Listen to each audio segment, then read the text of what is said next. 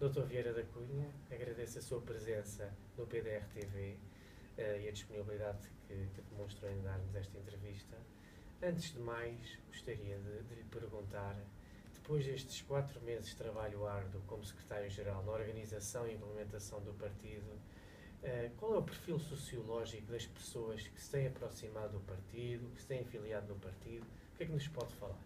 De facto, este partido tem uma característica única, talvez no contexto dos partidos políticos portugueses. É de que, ao contrário dos demais, é um partido muito orientado a uma relação entre as cúpulas, entre a estrutura dirigente e as suas bases. É um partido que se afirma municipalista. E ao optarmos por criar uma estrutura ligada aos municípios e executar essa política, que é aquilo de que eu me tenho autorresponsabilizado, de interpretar os estatutos e a orientação política do partido e levá-la à prática, tive a oportunidade de entrar em contacto diretamente com núcleos de base cidadãos que, na generalidade, se aproximam do partido por contacto telefónico. Recebi, ao longo destes 4 meses, dezenas de chamadas telefónicas de pessoas que, pela primeira vez, se contactavam com o partido e me perguntavam ou se me queixavam da realidade política portuguesa e de que queriam envolver-se na política, muitos deles pela primeira vez, com a intenção de dar-lhe uma volta a isto. Frases que eu ouvia muito: é preciso alterar isto, os meus filhos estão desempregados, eu sou um cidadão reformado, mas não tenho recursos para ajudar a minha família, e todo um quadro social que me permite dizer que este partido está a ser um fator de esperança e de renovação nos valores da democracia em Portugal. Diziam e dizem por aí que a abstenção representa o alheamento da vida política. Eu afirmo que não é verdade. Os cidadãos continuam com vontade de participar na vida política, simplesmente não encontram interlocutores que lhes deem confiança para participarem na vida política. E é isso, essa semente, essa imagem, essa credibilidade que, necessariamente pela voz de Marinho Pinto, que é a figura central de credibilização deste movimento político, serviu para abrir uma janela de esperança aos portugueses. O que eu tenho encontrado, portanto, é uma geração de pessoas de idade, de média idade, que, conscientes da gravidade e da degradação a que chegou a vida política e social do país, sem crerem jamais nos intervenientes políticos que temos, olham para o nosso partido como um fator de esperança e de desenvolvimento e de superação das suas próprias dificuldades. Mas antes de irmos propriamente ao partido e às expectativas que as pessoas têm em relação ao PDR, gostaria de lhe dizer que na preparação desta entrevista falei aleatoriamente com alguns militantes de norte a sul do país sobre a sua pessoa, que me informaram que tem sido incansável, tem dado pelo país e tem sido uma pessoa muito próxima, portanto tem levado a cabo um trabalho de terreno. Qual é que é o testemunho que nos tem dado desse trabalho de terreno junto das bases?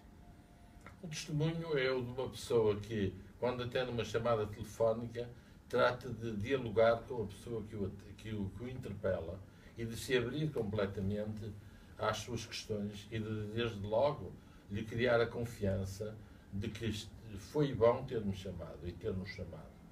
Não o faço de uma forma mecânica ou com um papel na frente. Faço com a determinação e a sensibilidade de quem já tem uma vida vivida, de quem conhece por experiência própria as dificuldades e as realidades da vida e de uma atitude de grande compreensão e de apoio para com as pessoas que me procuram, a mim, na pessoa do partido, porque é o meu nome, que realmente é o meu número de telefone que tem estado na internet e, portanto, eu sou para muitos dos membros que estão a frequentar o nosso partido a sua primeira voz, o seu primeiro contacto. E é muito frequente estabelecermos, as conversas às vezes começam de uma forma fria e acabam de uma forma muito efusiva, quase de amizade. Eu posso dizer que em cada pessoa que me tem chamado eu tenho um amigo, posso assegurá-lo. Pelo menos as pessoas repetem as chamadas, preocupam-se em saber como vai o andamento do partido, pedem mais informação e mostram uma grande inquietação em que o partido viva, atua, apareça. E essa é a sensibilidade que eu transporto hoje para a nossa próxima Assembleia Geral. É dizer à Assembleia Geral que, por fim, o partido superou aquela etapa incipiente de estruturação e está pronto a agir e a ter voz ativa na vida política. É isso que os cidadãos que estão connosco esperam e muitos outros que ainda não estão connosco, mas que nos observam, querem que a gente faça. Que participe, que tenha voz e que reafirme, de uma forma muito mais ampla que aquela que temos expressado, a nossa opinião sobre a problemática. Grande Excelência, o que é uma particularidade interessante, tendo em conta os partidos do Bloco Central cada vez mais afastam a sociedade civil. Temos quadros de qualidade já no partido, ao nível das bases também. É verdade, surpreendentemente, noto que muitas das pessoas que aderem estão muitas num ativo profissional e são pessoas de grande valor, não só académico como profissional. Tenho encontrado verdadeiras revelações profissionais em gente jovem e pessoas de meia idade, também reformados, pessoas que estão já numa etapa de vida concluída do ponto de vista profissional, mas que mostram disponibilidade e um grande desejo em querer participar. Vou dar um exemplo. O partido defende o sistema de eleição por voto uninominal.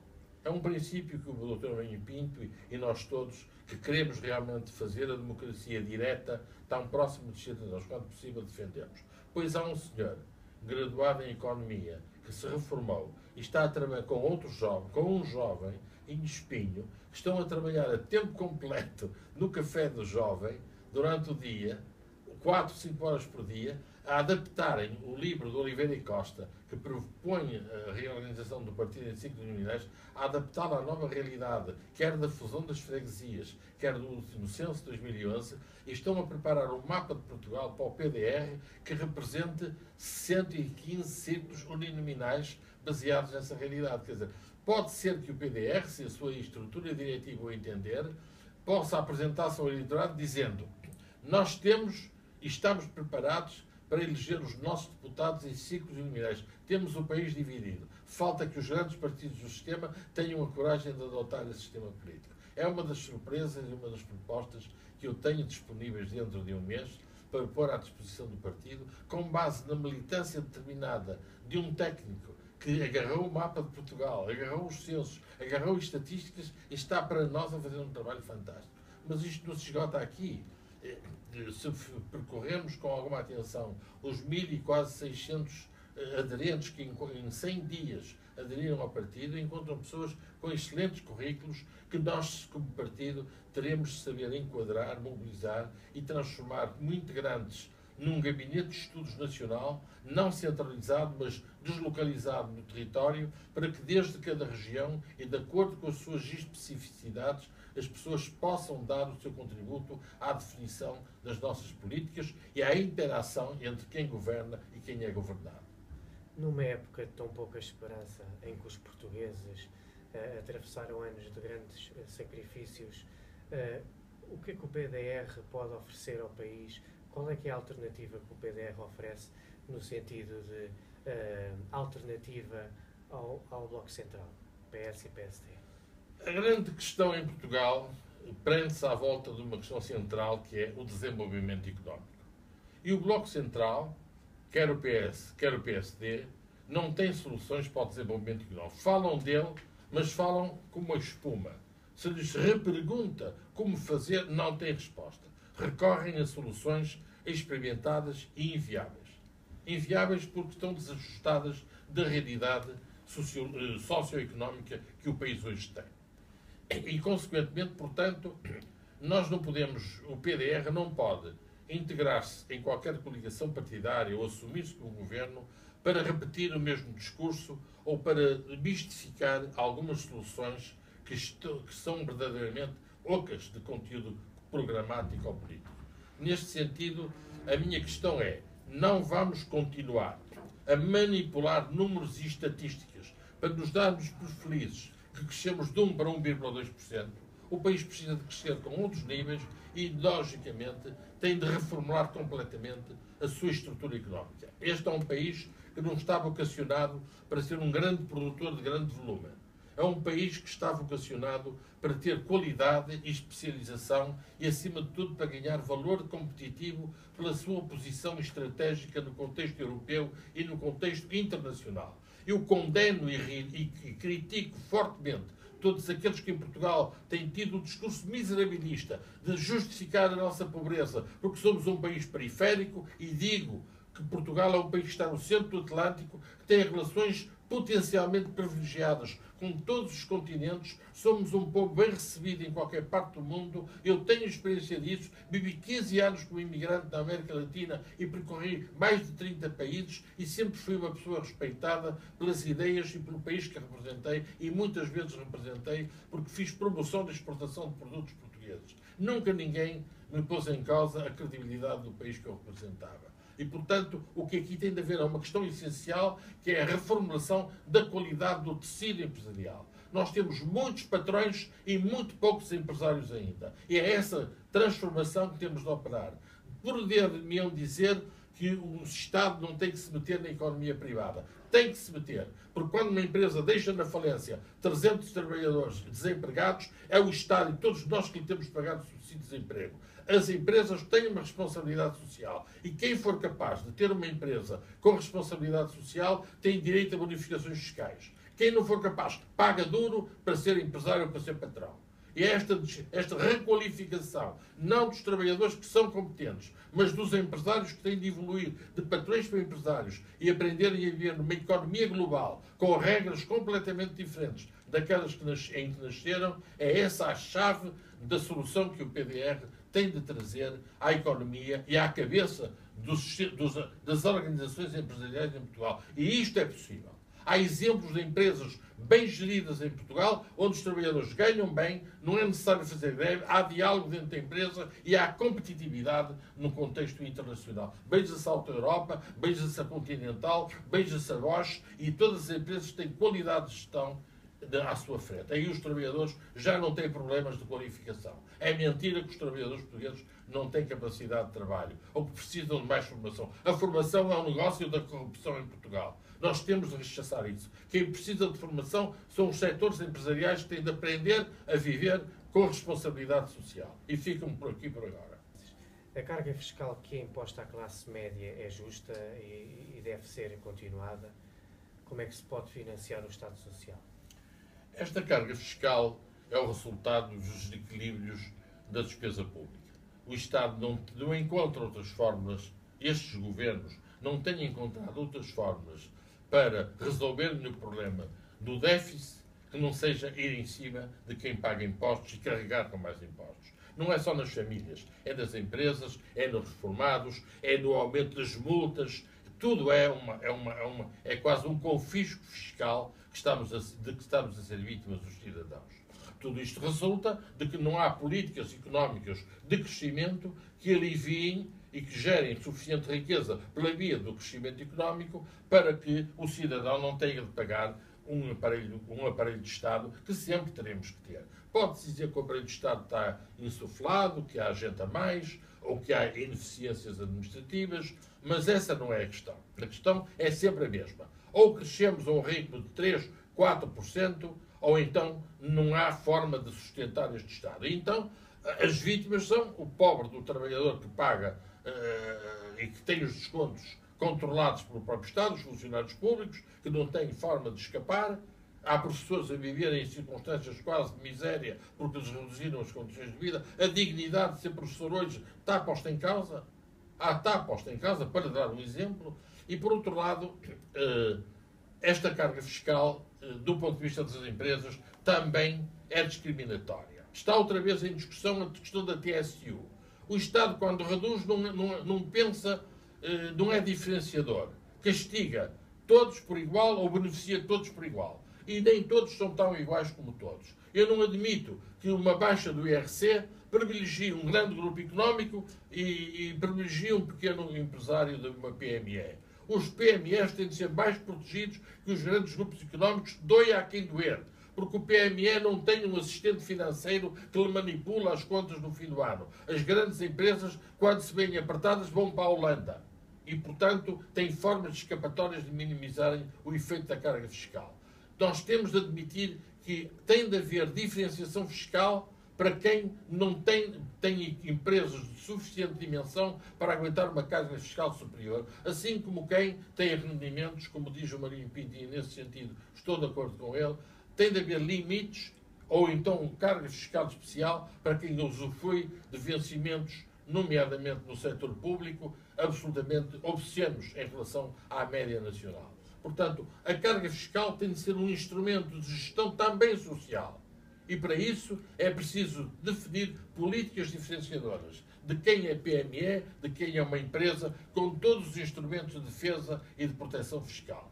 Este é um primeiro ponto. Em segundo ponto, o sistema social não pode estar indexado ao crescimento económico. É uma mentira e uma aldrabice que estão a meter aos portugueses. Vamos recuperar o salário da função pública se a produtividade aumentar. Eu pergunto onde estão verdadeiramente e com autenticidade os mecanismos de controle da produtividade da função pública. É toda uma panóplia de estatísticas aldrabadas que atropelam os interesses dos trabalhadores. Não se pode indexar a recuperação dos salários da função pública a um suposto aumento do crescimento económico, quando o crescimento económico é um jogo de azar, porque em Portugal não há uma unidade política e um Conselho Económico e Social suficientemente respeitado para que as políticas e estratégias de médio prazo de crescimento económico se implementem. Ninguém em Portugal pode garantir nada em matéria de crescimento económico porque não há um centro de concertação e de análise da realidade político-económica.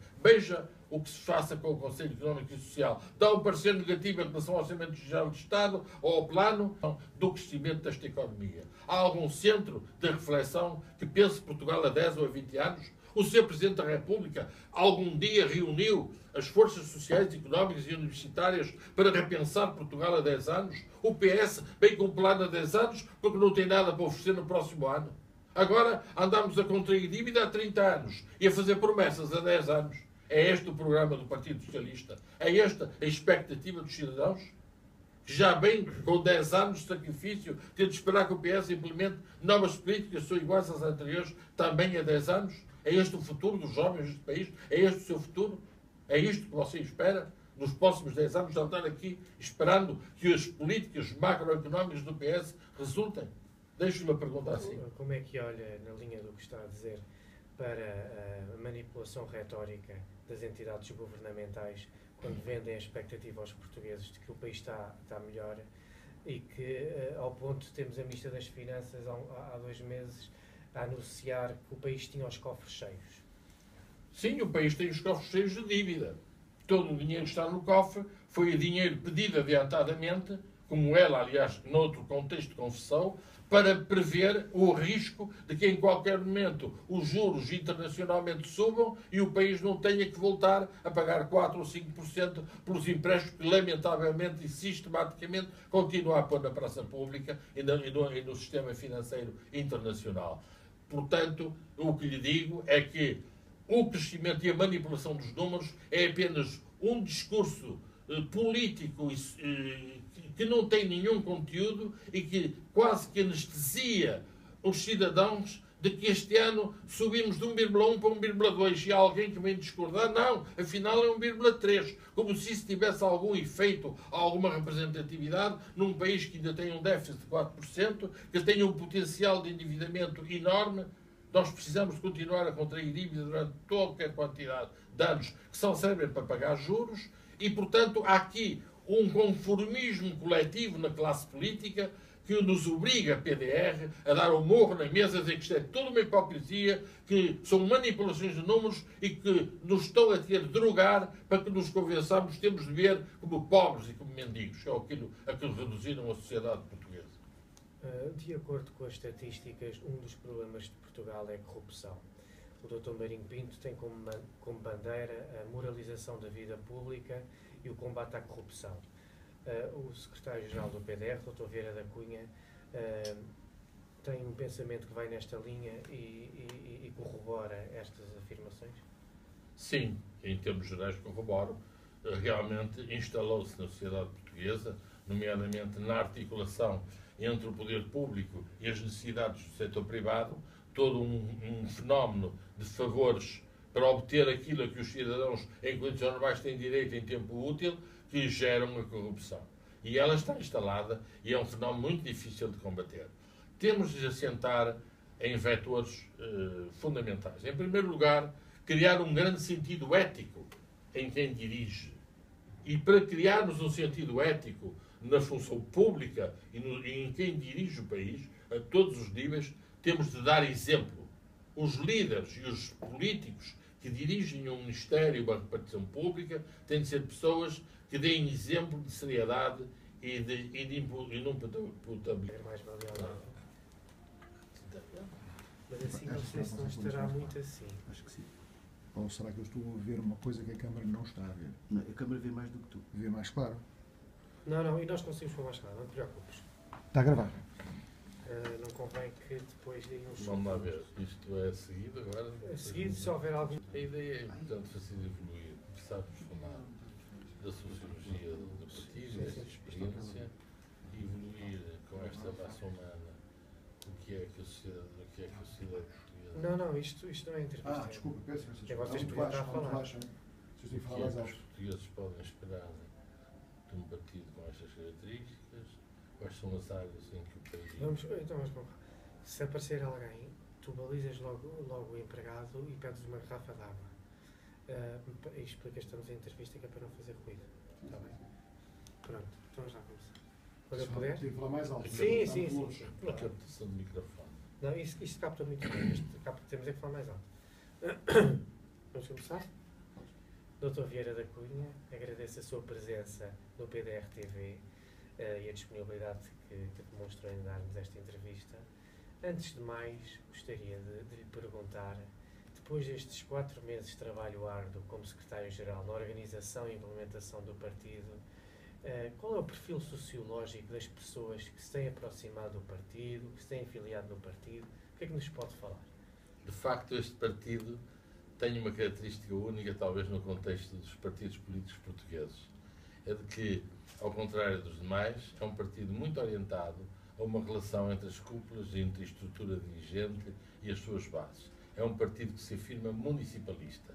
E ao optarmos por criar uma estrutura ligada aos municípios e executar essa política, que é aquilo de que eu me tenho autorresponsabilizado, de interpretar os estatutos e a orientação política do partido e levá-la à prática, tive a oportunidade de entrar em contacto diretamente com núcleos de base cidadãos que, na generalidade, se aproximam do partido por contacto telefónico. Recebi, ao longo destes 4 meses, dezenas de chamadas telefónicas de pessoas que, pela primeira vez, se contactavam com o partido e me perguntavam, ou se me queixavam da realidade política portuguesa e de que queriam envolver-se na política, muitos deles pela primeira vez, com a intenção de dar-lhe uma volta a isto. Frases que eu ouvia muito: é preciso alterar isto, os meus filhos estão desempregados, eu sou um cidadão reformado, mas não tenho recursos para ajudar a minha família, e todo um quadro social que me permite dizer que este partido está a ser um fator de esperança e de renovação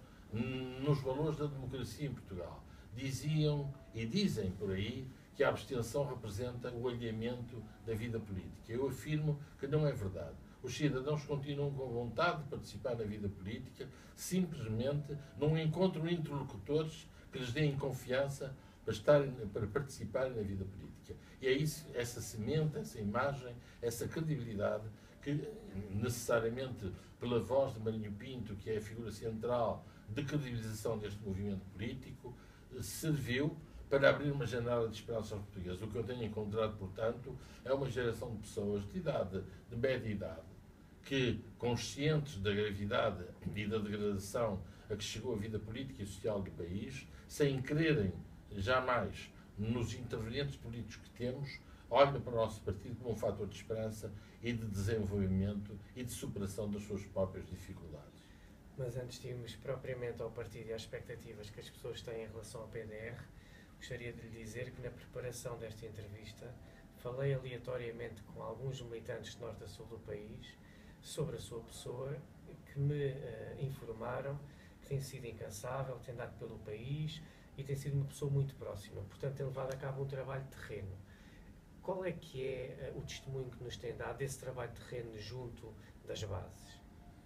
O testemunho é o de uma pessoa que, quando atende uma chamada telefónica, trata de dialogar com a pessoa que o interpela e de se abrir completamente às suas questões e de, desde logo, lhe criar a confiança de que foi bom ter-me chamado e ter-nos chamado.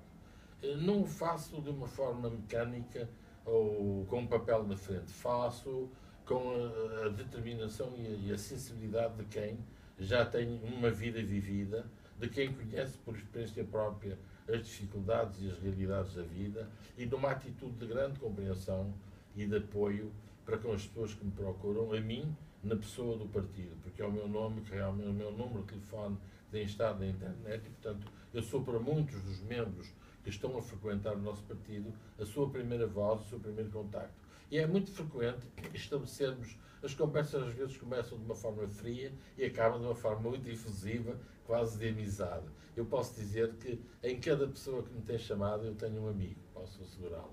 Pelo menos as pessoas repetem as chamadas, preocupam-se em saber como vai o andamento do partido, pedem mais informação e mostram uma grande inquietação em que o partido viva, atua, apareça. E essa é a sensibilidade que eu transporto hoje para a nossa próxima Assembleia Geral. É dizer à Assembleia Geral que, por fim, o partido superou aquela etapa incipiente de estruturação e está pronto a agir e a ter voz ativa na vida política. É isso que os cidadãos que estão connosco esperam e muitos outros que ainda não estão connosco, mas que nos observam, querem que a gente faça. Que participe, que tenha voz e que reafirme, de uma forma muito mais ampla que aquela que temos expressado, a nossa opinião sobre a problemática política e social portuguesa. No início da entrevista comentava comigo que o partido tem mobilizado pessoas de grande excelência, quadros de grande excelência, o que é uma particularidade interessante, tendo em conta os partidos do Bloco Central cada vez mais afastam a sociedade civil. Temos quadros de qualidade já no partido ao nível das bases também. É verdade, surpreendentemente, noto que muitas das pessoas que aderem estão muitas no ativo profissional e são pessoas de grande valor, não só académico como profissional. Tenho encontrado verdadeiras revelações profissionais em gente jovem e pessoas de meia idade, também reformados, pessoas que estão já numa etapa de vida concluída do ponto de vista profissional, mas que mostram disponibilidade e um grande desejo em querer participar. Vou dar um exemplo. O partido defende o sistema de eleição por voto uninominal. É um princípio que o Dr. Marinho Pinto e nós todos que queremos realmente fazer a democracia direta tão próximo dos cidadãos quanto possível defendemos.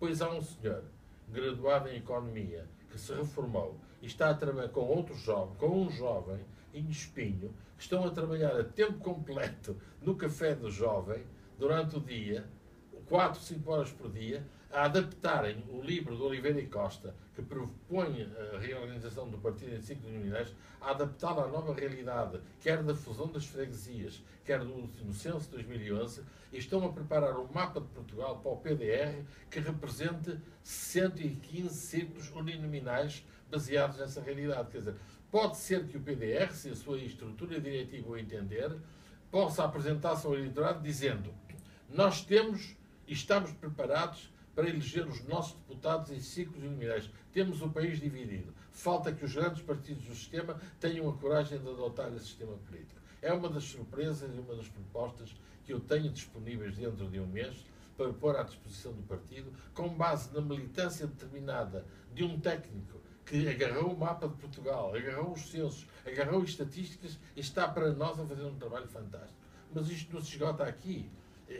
Se percorrermos com alguma atenção os 1.000 e quase 600 aderentes que em 100 dias aderiram ao partido, encontram pessoas com excelentes currículos que nós, como partido, teremos de saber enquadrar, mobilizar e transformar como integrantes num gabinete de estudos nacional, não centralizado, mas deslocalizado no território, para que desde cada região e de acordo com as suas especificidades, as pessoas possam dar o seu contributo à definição das nossas políticas e à interação entre quem governa e quem é governado. Dr. Vieira da Cunha, agradeço a entrevista que nos concedeu. De facto, é uma força da natureza. Pude constatar nesta entrevista que é alguém muito carismático e quero agradecer toda a disponibilidade que tem tido ao nível da implantação do partido, do incremento do partido e, em nome de todos os militantes, agradecer-lhe todo o seu empenho. Pedir-lhe que desse umas palavras finais, se assim concordar. Eu agradeço ao Afonso a oportunidade de me permitir enquadrar um pouco o trabalho que me foi outorgado transitoriamente para instalar uma organização que desse estrutura a um partido que pretende ser grande. Eu estou a atuar para fazer um partido grande e tudo o que proponho e que vou estruturando tem uma visão e uma orientação estruturante para o futuro, para ser capaz de resistir ao seu crescimento e de dar um quadro de permanência e de estabilidade a quem governa o partido nesta área, que é tão importante, porque este não é um partido em que os membros se inscrevem e ficam guardados num ficheiro de papel numa gaveta. É um partido que tem um centro de inscrição e de organização que quer permanentemente dialogar com os seus membros, mesmo fora do contexto das grandes reuniões e das Assembleias Gerais. Nós queremos ter e precisamos de ter, se nos queremos diferenciar, dizemos ser um partido que interatua, que ouve, que escuta e que aprende dos seus membros, das suas realidades locais, para as projetar no contexto das orientações políticas nacionais e, vice-versa, atua localmente nos concelhos, sempre como governo sombra dos municípios e do poder político é instalado, para estar preparado com os seus membros para tomar o poder em cada município onde está presente. E graças ao trabalho de todos, já estamos presentes em mais de 130 municípios deste país. Dito isto, queria felicitar também o Afonso, porque em nome de uma juventude que ainda não está no partido, mas da qual ele pode ser e é já um representante credível, queria felicitá-lo por ter tomado a iniciativa de ouvir os membros do partido, desde o seu presidente, com regularidade, de dar uma oportunidade ao secretário-geral indigitado de fazer um breve balanço, não só da lógica do seu comportamento, como da sua própria visão política. Este secretário-geral não é um burocrata, é um político com sentido de organização, que está a pôr todo o seu saber e todo o seu empenho e todo o calor com que vive aquilo que faz ao serviço do partido, sem procurar mais nada do que servir e ser parte da construção de um partido novo que dê resposta às necessidades dos portugueses. Quanto aos membros que hoje, ou dentro de dias, estarão presentes na nossa Assembleia Geral, o meu agradecimento por me terem procurado, o meu reconhecimento pela experiência humana que representou falar com todos e cada um de vocês, aprender um pouco das vossas vidas, das vossas motivações e ter serviço de porta de entrada para este projeto que é o PDR, liderado por uma figura carismática que é o ponto de encontro de todas as razões por que estamos aqui. Chama-se Marinho Pinto.